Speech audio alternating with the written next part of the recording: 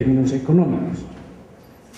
Eso es como lo primero. Lo segundo, doctor Héctor Quintero, se le olvidó la forma de la Constitución y nos dijo que estaba conformada por 10 títulos y 298 artículos. Esto para los jóvenes que están tomando nota, ¿sí? Es un hecho importante. Y como tenemos aquí la presencia de tantos educadores, algo que me alegra, yo quiero que ustedes como educadores se sienten a estudiar el capítulo 9 de la Constitución de Río Negro.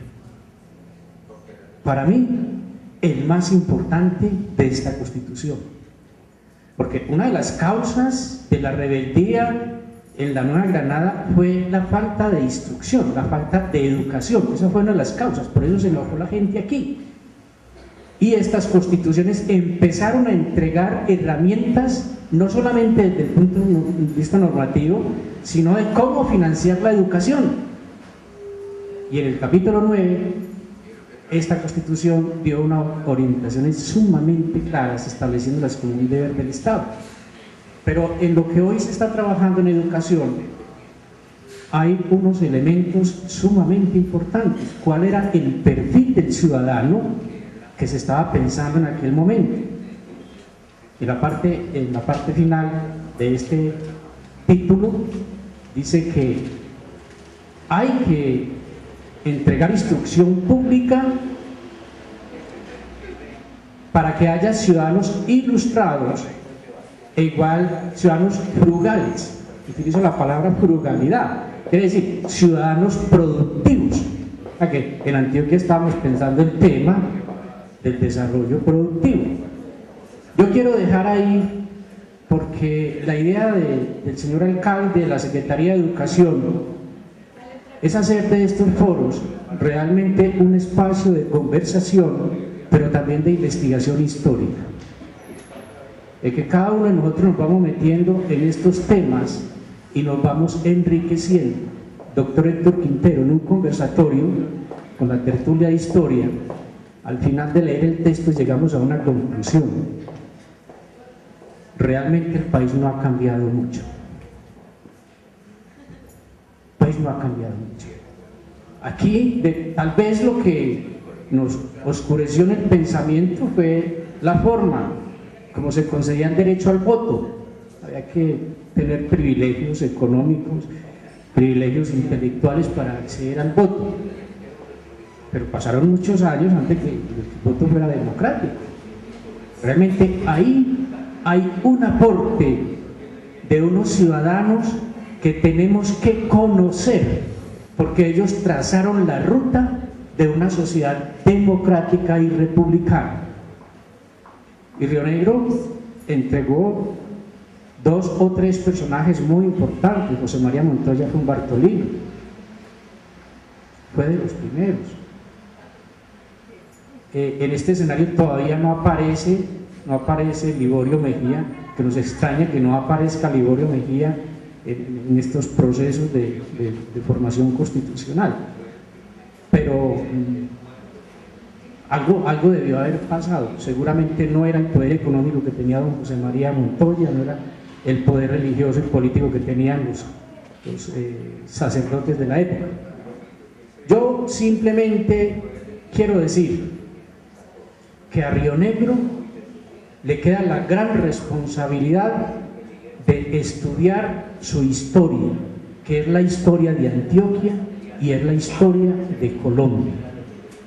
Y que este espacio, qué bueno, doctor Héctor Quintero, que usted haga ese ofrecimiento, que otras pinturas de personajes ilustres enriquezcan este espacio, porque nosotros vamos a fortalecer el concepto de cátedra. Es muy bueno hablar del personaje, pero también poder mostrar su rostro.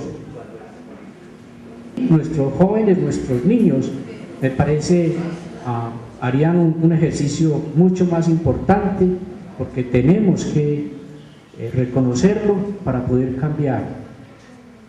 El estudio de la historia ya es un tema pesado, es un tema difícil, no es llamativo.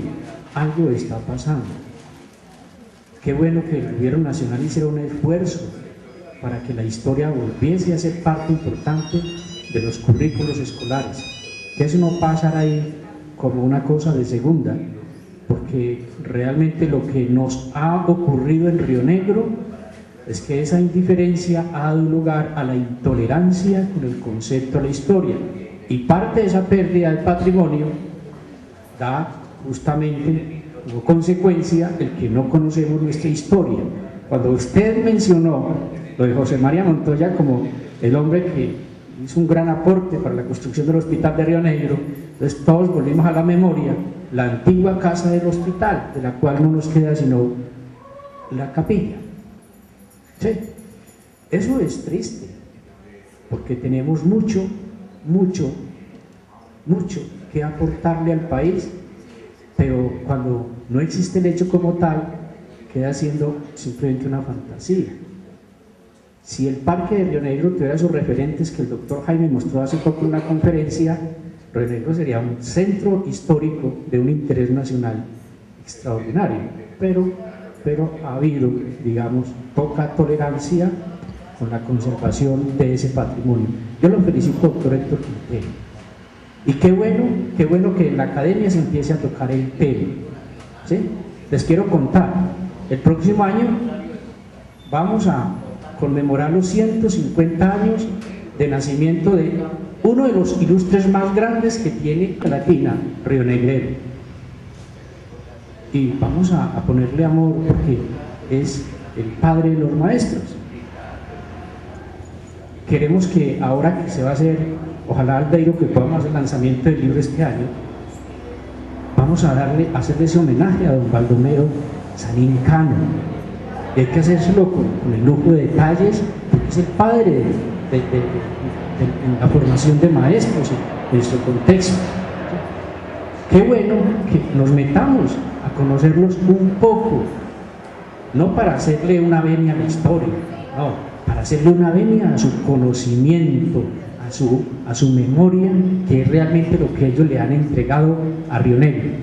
Cuando vengamos a estos foros, muy bueno conocer previamente el tema para uno estudiar un poco y poderle aportar a quien está ahí, que son temas un poco complejos. No es fácil desenmarañar esa historia, como lo dice el doctor Héctor Quintero, que ha estado olvidada, de la cual conoce muy poco, aunque hay muchos historiadores, en el caso de Río Negro, escribieron mucho sobre ese momento, desafortunadamente no los conocen. Además nuestros archivos están por explorar, pero hay que hacer el ejercicio. Me parece que aquí hay que felicitar a cada uno de ustedes, porque vale la pena conocer el por qué Río Negro es la ciudad histórica de esta Antioquia. Muchas gracias.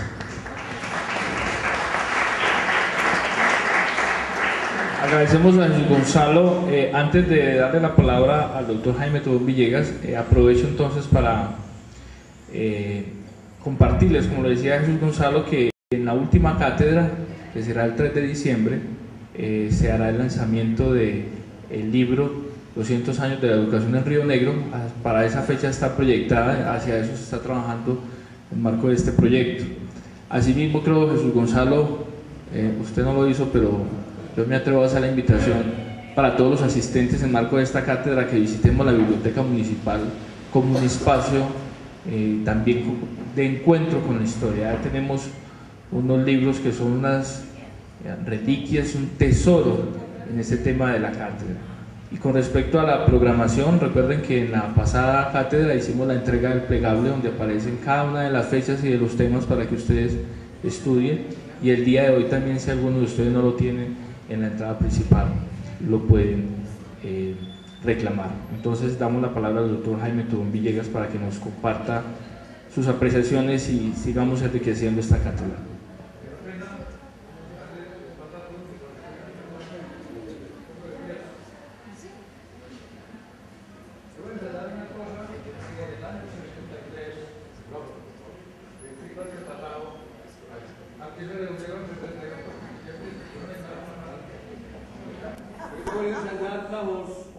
Porque tengo el problema que nos tocó, recuerda que el doctor Uribe y el doctor Santos, que están acabando con la culebra, a mí me quedó la culebrilla. Y tengo un problema en este oído y un problema en la garganta, por eso presento excusas por las poquitas palabras que voy a decir, que no tengo algún problemita en la voz, pero sí necesito agua. Entonces voy a ensayar sin micrófono, no sé cómo lo estoy yendo. Pero que bien. Bueno, muy bien. Primero que todo, la modestia del doctor Quintero, pues es conocida de todos sus amigos, pero la extraordinaria conferencia que nos acaba de presentar, una síntesis maravillosa, porque lo que tiene esa primera constitución del Colegio Constituyente y Electoral se celebró evidentemente en la sacristía. Según los antecedentes que tenemos, y creo que se lo puede confirmar el amigo Jesús Aníbal, es que la mesa donde se firmó está en la sacristía. Alguna vez pensé yo sacármela para la casa de la convención, cuando estuve de policía mayor de Río Negro, que es lo que llaman alcalde, y resolvieron que no me la dejaban sacar para poderla tener aquí. Después sobre eso hubo un regalo muy bueno que nos regaló la familia donde se firmó esa famosa constituyente. Pero es que hay que distinguir entre lo que dice Jesús Aníbal, no hay que confundir. La primera constitución nacional es la del Colegio Constituyente y Electoral de Río Negro en marzo de 1812. Después vinieron las otras actas de independencia que son distintas, aparte que tienen más o menos el mismo contenido que la de Antioquia, Santa Fe de Antioquia y la de Río Negro en 1813. Y hay una de Cartagena de 1811. ¿Verdad? Que yo quiero distinguir en eso. Algunos apuntes muy breves en relación con el Sala Mayor Penny, pero tira el doctor Quintero en su oración, pero cuando hablaba del doctor José María Montoya y don Pedro Sáenz, quiero traer a cuento lo siguiente. A finales del siglo XVIII, es decir, en la década, en la centuria de 1750 a 1800, hubo una invasión extraordinaria de españoles a esta zona, no a Santa Fe de Antioquia. A Bogotá, a Cundinamarca habían llegado, pero aquí no, aquí llegaron, y llegaron por el río Magdalena. Y se subieron por lo que se llama el Camino de Juntas, que es donde desemboca el río Nare. Se toma el río Nare, se sube por Juntas, y luego se pasa por Granada, Cocorná, toda esa zona, hasta llegar al oriente. Este puentecito Mejía que tenemos allí es el puente que daba conexión con el sur del departamento y con toda la conexión allá. Y estos amigos Montoya, como José María Montoya, fue el yerno de don Pedro Sáenz, un español muy rico que vino aquí. Esos dos caballeros fundaron una sociedad que se llamó Montoya, Sáenz y Compañía, y fue la principal compañía de comercio internacional del país. Y eran tan ricos que le prestaban plata al gobierno, antes de don Pepe Sierra.